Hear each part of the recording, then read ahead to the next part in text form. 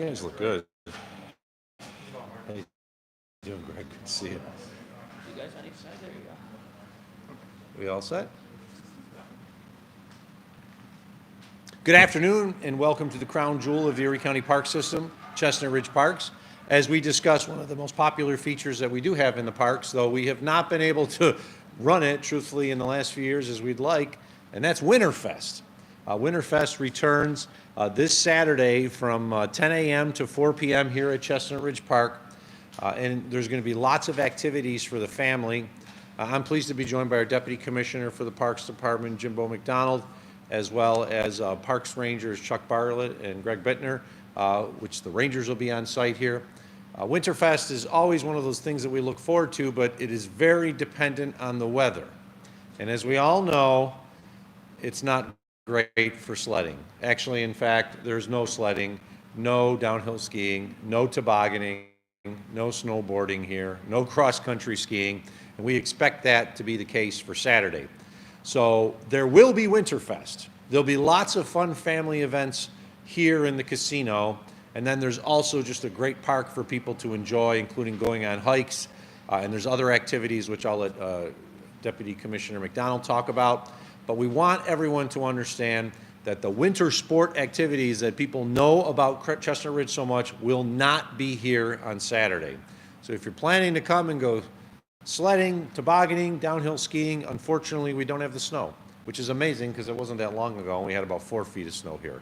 But this is what we deal with and what has really become a climate change fest the last few years when it comes to Winterfest, because we've been dealing with this quite often.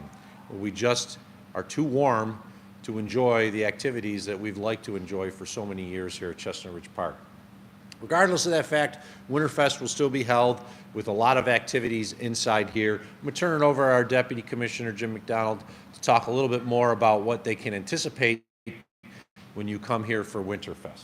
Jimbo? Thanks, Mark. As the county executive said, unfortunately, Mother Nature didn't do us any favors this week. We would love to have a beautiful blanket of snow down here at Chestnut Ridge so we could have all our winter activities open, but we do still have a slate of events for the afternoon, and from 10 to 4 on Saturday. Here at Chestnut Ridge, we have a magic show scheduled. We have live music. Food vendors will be here throughout the day, arts and crafts. We also have a bunch of tabling, so even though we won't be able to actually partake in any winter activities here on Saturday, we do have a lot of our partners and organizations across Western New York here to talk about different things such as curling and Nordic skiing and other activities that you could do, hopefully, for the next couple months around the Erie County parks and around other parts of our region. So again, bring the whole family out. It should actually be comfortable out, little high 30s and sun. Not exactly Winterfest weather, but it should be a beautiful day to get out of the house and come and see Chestnut Ridge and enjoy all these fun activities we have planned. So hopefully bring the whole family out. Even though we will not have sledding, there's great activities for the little ones here. We have our 2 inclusive playgrounds, the one that's very large right next to the casino and the other one which is on the lower loop of Chestnut Ridge.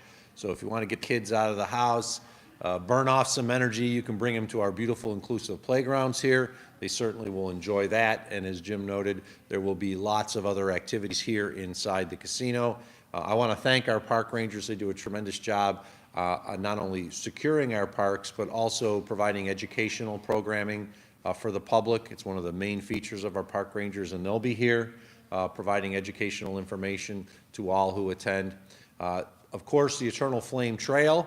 It's a little tougher to walk during winter, but the Eternal Flame Trail will be open. So if you've never seen the Eternal Flame, it's a great time to do it during the winter, but be prepared. You need to have appropriate footwear.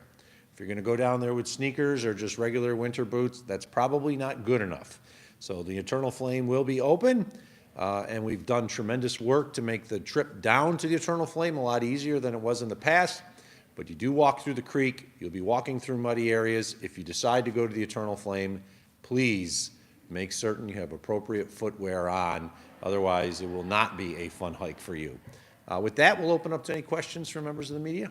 Free, and are there vendors, or what else goes on? The event is free. You do not have to pay a single penny to enjoy Winterfest. There will be vendors here, including food trucks that will be selling food and other types of materials. So you can come on down, not have to spend a penny and enjoy Winterfest, but there will also be vendors here selling their wares, and we want to support our local vendors as well. There's no activity you're bringing snow in for or anything like that? We do not, we'd have to bring in trucks and trucks and trucks of snow to make activities worthwhile. There's actually, if you look outside, a setup for the Curling Association locally. Unfortunately, we need that to freeze, and I think it's just going to be a small swimming pool for rubber duckies on Saturday. Don't believe the Curling Association is going to be able to demonstrate their wares. We had planned for the Nordic Ski Organization. They will be here. It was going to be able to try out free cross-country skiing equipment, but unfortunately that's not going to happen because we don't have sufficient snow. As I said, we've been at the mercy of climate change in many different ways for our community, including the very bad storms we've had in the last few years. It's all a result of climate change, and this is a perfect example of it. I remember growing up, you could pretty much guarantee every weekend from Christmas time to the end of February, if you wanted to go sledding, you could come to Chestnut Ridge and there was tons of snow on the hill. We haven't had that in recent years, and we know it's a result of climate change because our average temperatures are much warmer than they ever used to be, especially during the winter. So we'll still be here, but no sledding, no cross-country skiing, no curling, no downhill skiing, no tobogganing, and hopefully we'll have some snow coming fairly soon so we can get all those winter sports back open again. So what will there be for kids? Like, what can they do? I know there's a playground, but there's a magic show? There's a magic show, there's arts and crafts. You want to talk a little Yeah. more? Yeah, sure. So there'll be a magic show right down here in the lower end of the casino, arts and crafts, but also there's different groups, whether it be our park rangers or the DEC, to share all the different things that are happening in our region for winter in general. So all that stuff will still be here to get information on places to go when we do get the weather. So Previous years, you had animals, any of that? we do have alpacas coming. The alpaca farm will be here with their alpacas and selling their wares, alpaca socks and things along those lines. Log sawing, wood branding. Oh, yes. Yep, very important. The Bureau of Forestry will also be here, so we'll be wood branding and cross-cut saws will be here as well with our Forestry Bureau staff. And we'll be selling our maple syrup that's made right down at the Bureau of Forestry as well. So there's still a lot of activities, just unfortunately not the fun winter activities we were looking forward to. Yeah. Mark, is there any thought to changing the timing of Winterfest? We talked about it internally, but we are under contracts with parties, including the magician, who I will say is very good. It's not just the kids who like the magician, the parents like it as well. We're going to just think about what we could do in the future. The sad part is, if we had had this 2 weekends ago, we would have had all the snow we could have ever wanted. It's just, it fell, and the rains and the warm-up, it melted. It makes it different. It makes it difficult. The Parks Commissioner and I, Troy Schinzel, were talking yesterday how 2 weeks ago we basically had Winterfest here, in which every outdoor activity could be enjoyed, and now it's gone. So it's disappointing, but it's something that we've become used to, and we're going to revisit whether we have a larger Winterfest in the future, or we just try to have Winterfest weekends in which people can just come here and enjoy sledding, the downhill skiing, the tobogganing, and really highlight that.